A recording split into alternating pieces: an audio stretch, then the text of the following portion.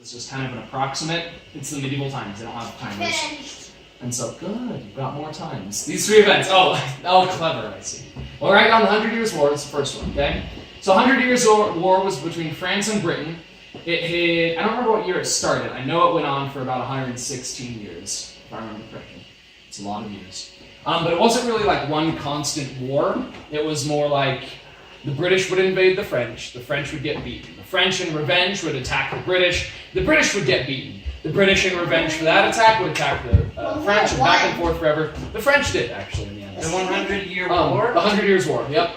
So what happened in the end was the British had taken over more than half of France, and France starts pushing back with a lady named Joan of Arc, who we've talked about a little, I think. No. She was, she claims to have, so she went to soldiers, first at 17, and she talked about these inspirations she had, divine inspirations she had to fight for her country.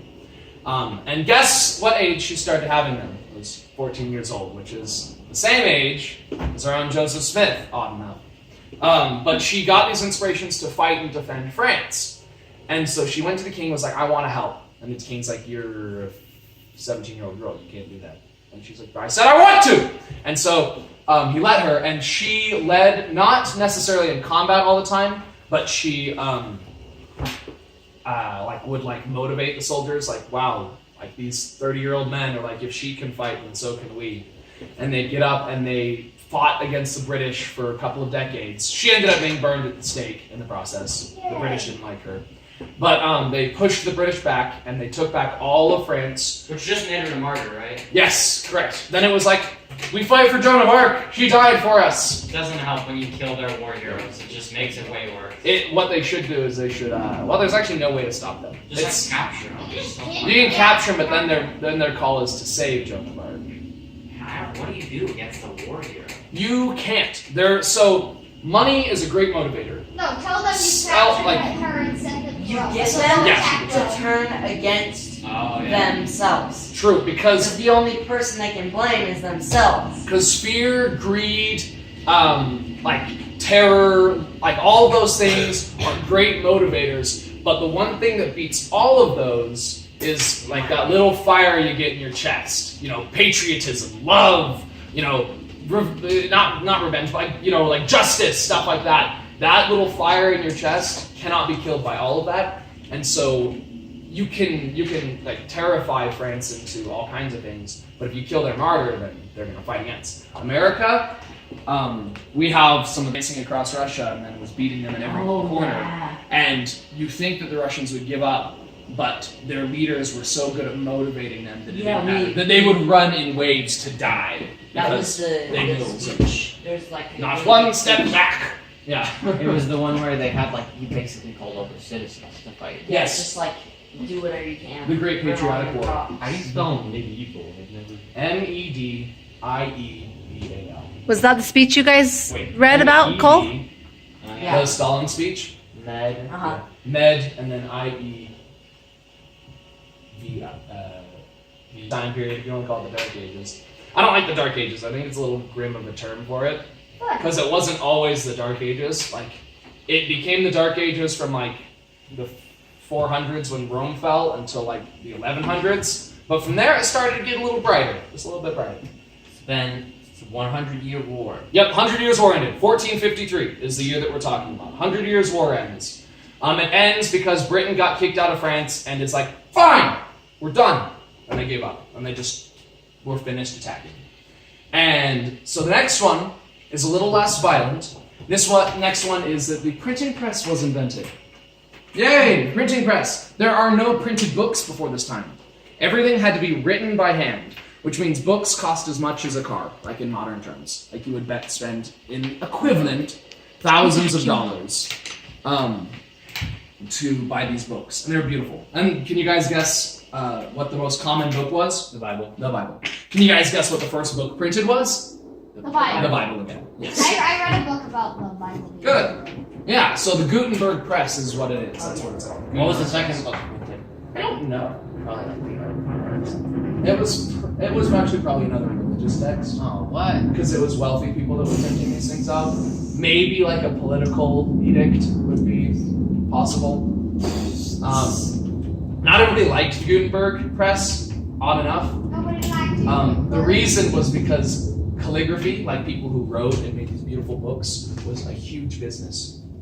And so suddenly they were threatened to go out of business. Calligraphy is Oh, but cool. they just- Yeah, it's super They cool. just It didn't ever end. find the No. really niche market of people who also hate printed books, And sell them. and then they sell their like Problem hand. is, they have to also be extremely rich. Yes, It's like that's his issue. organic foods. It's like hand And written, gluten free.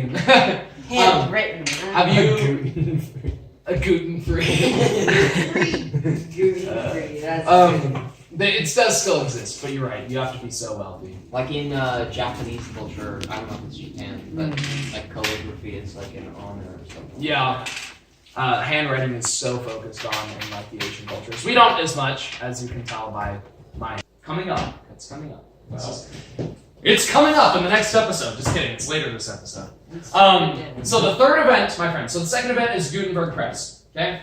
So we've got the 100 Years' War. We've got the Gutenberg Press. That means the biggest war in Europe is done. That means that ideas are no longer having to be written down. They're no longer capitalized. Ideas can be printed and given to anybody. Literacy is skyrocketing. Ideas are spreading. Like, Wait. this is a big deal. So copyright, when did copyright come out? Copyright? That was a probably lot been later. around forever. But like, when did people? Oh, When did Forever. this system of like copyright? So the system of copyright was probably like the 1800s, I'd say. yeah. Like, what do you mean by ideas? So like you could copyright something by being like, I came up with this is mine, and then just kill it, and then just kill anybody that wanted. Or you could hire people to do it, or you could hire the government. You know, you'd be like, government, they did this, they stole it, and then the government would intervene. That's been around forever. But Why like can't the we formal copyright copywriting our, business, technology that was more what I in was asking. that's I'm not sure. I would bet the 1800s because that's where like No, I meant industrial- like just like copywriting the idea of copywriting. Oh man, I have no idea. That's a funny topic. I came up with copyright. That seems a lot more like human nature, though. Like someone stealing your ideas is more like Totally. it's a lot more personal. I know, I hate it. So I have another cowboy costume, which is like a blue shirt, like a bib is what it's called. It's pulled over it, and like a big black hat. I'm gonna wear part of it next time, probably, or in the future. But someone else stole your idea. Because I have a lot. Somebody else stole my idea. My friend showed up. He's like, I'm ready for the performance, and he's got the exact same thing on. I'm like, and so I went online and ordered new costume pieces. I was like, sir, Luke, you're my Prince George, you're my buddy. Oh my Yep. god. It's I when will- they come on the last day, I should bring Oh, that. I I should. and we all make fun of him. Ew, And never even hearing him. He's just like, why? like to steal Tennessee's costume. Yeah, I'm the worst at that. I can't stand when people copy me. Everybody's like, it's the greatest flattery, and I'm like, they It should doesn't- stop I flattering wanna me. be It doesn't special. feel like it. I know. I was the worst. Now I'm like so because I'm not a private person. Like I talk a lot. Like if you ask me a question, not only are you going to get an answer, but you're going to get a story. That's why I like you. Thank you. Most people get tired of it after a while though. Nope, I never get tired of it. But it also means that I'm always talking about my ideas, and people steal them all the time because of that. So I've gotten a little more private recently. That's why you don't talk about your ideas. Oh, guess what I'm gonna bring next week. No, you talk about them once you've already Done it. done Yeah. it. But or you don't even have to copyright it. You could just a way. I heard you could copyright something without actually copyrighting it. Like so you could be someone in court. Is you write down what idea you have. Oh you yeah. mail it to yourself. Oh really? Yeah, because it's legally keep it sealed. You Sorry, keep it sealed, Stamped. and it legally says like that's the date it came out, and so you can prove that you were Oh, before the other jeez. people. They usually take journals in court too. Actually, journals are a really good source in court. Really? People are like, I wrote down that I was here on this day 4 years In ago. pen. Yeah, in pen, so it couldn't be recreated. No, but people usually take that. Like unless there's some like blatant, outrageous things to it, it's usually a pretty good argument. Really? That seems really easy to forge. That's what I thought, but apparently it's not. So, by the way, next week I'm bringing my sword that is. So keep a it's journal, fun. I guess. Keep a journal. I've been told that a lot. Not just for reasons of like it like helps you like think through things and keep track of things. But, like Everyone literally copied like him and it will sword like as tall as protect him. you. forever. Like if someone tries to sue you for something or like accuses you of something you didn't do, you're like, oh. Yeah, and you can track all the times your brother steals your stuff. You can have that against them. You can be like, You owe me $234 and You turn the court case on your brother. They think it's Jerem versus the state. Nope, it's Jerem versus Cole. What happened? Well, I only did this because Yeah, exactly. He gypped me of $4 in our dice salesman campaign. we didn't make $4. Gypped us in no, 50 cents. we did make. Yeah, But not I bought it. We made $3. I bought $5. No, you didn't. You No, didn't. Exactly. we got. Yeah, you guys. But if we can't sell the rest of it, it I was- won't be that bad of a No one, deal. no one really. I think everyone. It's a guy from Louisiana. It's an actual video that my grandparents took of this guy talking, and I love to imitate him because I think he's outrageous. It's also a movie I Show us watched. the video. I should get it actually. I don't have it. But they showed it to me and I memerized it. And I was just like, that's the best. It's mine now. So we're talking about three things that ended. You probably his idea. Shut your mouth. So we're talking about the three things that ended the medieval era. So go ahead, write whatever you want. Three things, though, you know. What? And then thing number one is the 100 100 Years' War ends. And then, actually, I'll ask you guys, what's thing number two? Printing press. The printing press. So go ahead, mooch off of Jack's notes. I'm sure he's taking great ones. Or Cole's, he's a little more. It's Wrote just down like 2 words. So yeah, go ahead, just write 100 Years' War has ended. covered And in blood. the printing press came out. Those are the first two events, okay? Go ahead and ask if you have more questions. So printing press was pretty universal though, but this meant that ideas were distributed super easily. The third thing that I like to say ended the medieval era is back to violence. Yay. It's the death of the Roman Empire. Yeah. Aw. The Eastern Roman Empire. Ba, ba, ba, ba. Yay. So where's Cole? He read about this.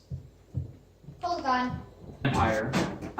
It was called the Byzantine Empire. Actually, it was called the Roman Empire. We call it the Byzantine Empire now because it's hard, it's confusing to call it the Roman Empire. But their capital was Constantinople. You guys know Constantinople? Honestly, I think I can do something similar to the thing you did. Because my sister really admires me for my Byzantine Empire. You just walked in alone. Hey guys, there's one of my friends. Yeah. Hello. They're here to just entertain you. And they changed it from Constantinople to Istanbul, which produced this wonderful song called Istanbul, not Constantinople. It's on every Just Dance game there is. Yes, it is. That's one of my favorite songs. I remember playing the bed to this song. remember this. I remember watching my friends have to do this on just. Alright, so, yeah. I've never actually done that song. on Alien Just Dance. You don't know how to spell Constantinople. Constantinople, or Istanbul. Constantinople's spelled C-O-N-T. Kant. That would be the fourth reason. Okay, so Kant, and then Stant, so S-T-A-N-T, so Kant, Stant, and then Inople is I-N-O-P-L-E. So Kant, not a B. Stant, Inople. Inople. That's a Greek word. Failed! Boom. Good, no big deal. So the Greek word is Constantinople. You can talk about fall Constantinople. You read about this, right? Down Wait, one. what? Fall Constantinople. Oh yeah. So this is one of my favorite sieges ever. So the Greek word is Constantinople. When the Ottomans conquered it, they mispronounced the word Constantinople. And do you know how they said it? Istanbul. Or Istanbul. That's what it is. Istanbul. And so it's Istanbul just means No. Constantinople, but in Turkish. Istanbul. Yeah.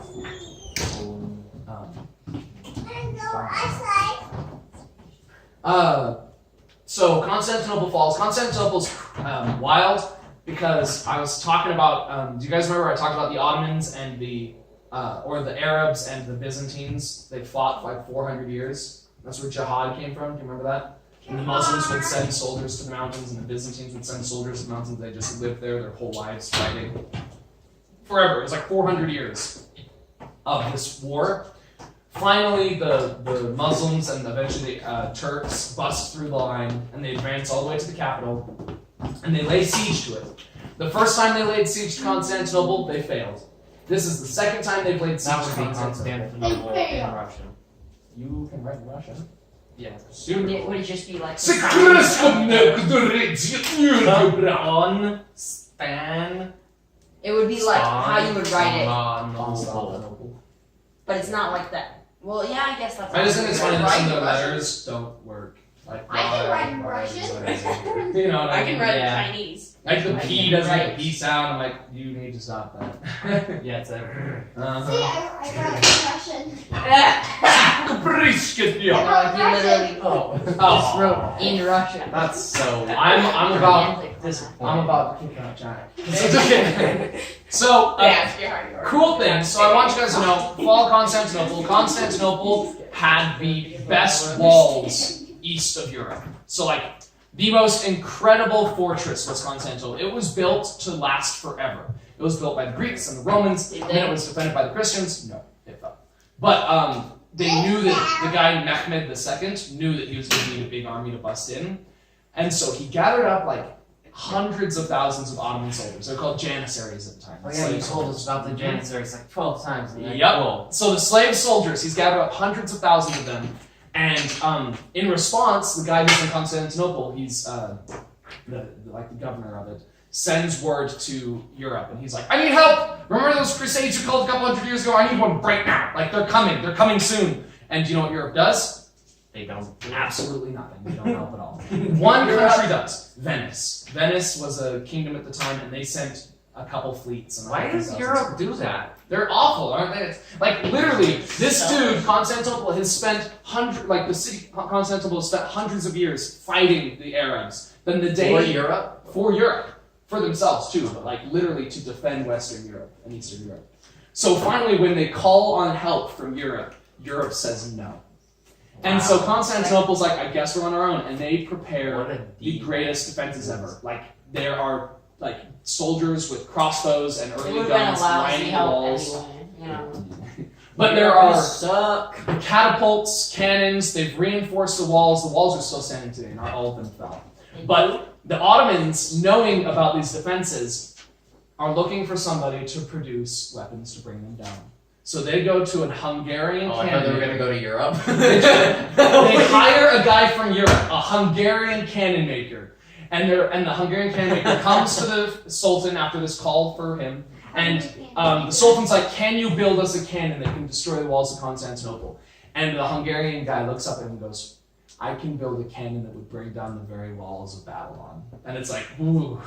And so they hire him. And this Hungarian guy is given unlimited money to produce whatever he wants. And he builds cannons. And he takes it all and runs away. Yeah, but he builds cannons that fire cannonballs like this big around and that are made of stone. And these cannons are called bombards. And they're some of the earliest cannons ever built. And they're huge. Like they are from like that wall to like the couch. It's like how big these cannons are. And they would come in 3 pieces, and they'd wheel the pieces individually, then screw them together at the battlefield. These cannons were huge. So can you imagine, I cannot describe to you, but you are there on the walls of Constantinople, and you see in the distance endless waves of slave armies marching up, waving flags, and in the middle of them are like a dozen cannons that are the size of that. Just so the Sultan doesn't attack at first. He sits there and he has the cannons, and he's got his little tent, and the cannons are set up in front of the tent so he can watch. I say they team up against Europe. Team up That's against what I was Europe. about to say. I would say, like, they're not helping us. Because Europe's Hey, awful. I'll help you destroy Europe. No, Byzantines have honor, guys. Wait, But The yes, that's Europeans exactly don't why they would have attack them. They have been defending them their entire lives. no, and then they just betray him. And they just flip them off and go eat a sandwich. Right? It's like, oh, horseradish. Ooh, look.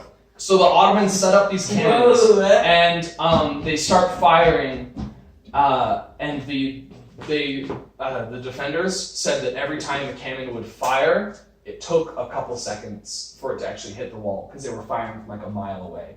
So boom, and you just... And then when it hit the wall, they said the That whole would be- city would rock. That would be the worst, rather than just hearing boom and it being there. Yeah. But like, oh Boom. my.